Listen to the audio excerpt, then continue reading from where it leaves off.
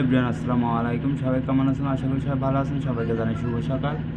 আর দেখেন ওই যে সরকারি বোটটি জাহাজটি যাইতেছে, ওটা সম্ভবত বয়া ওঠানোর জন্য বা ফালানোর জন্য ব্যবহার করা হয়। আর এই পাশে সবগুলো ঘাট, ওই যে ক্যারান দেখা যাইতেছে, ক্যারানে ওরা কয়লা পাথর ইত্যাদি ইত্যাদি এগুলো খালি করে।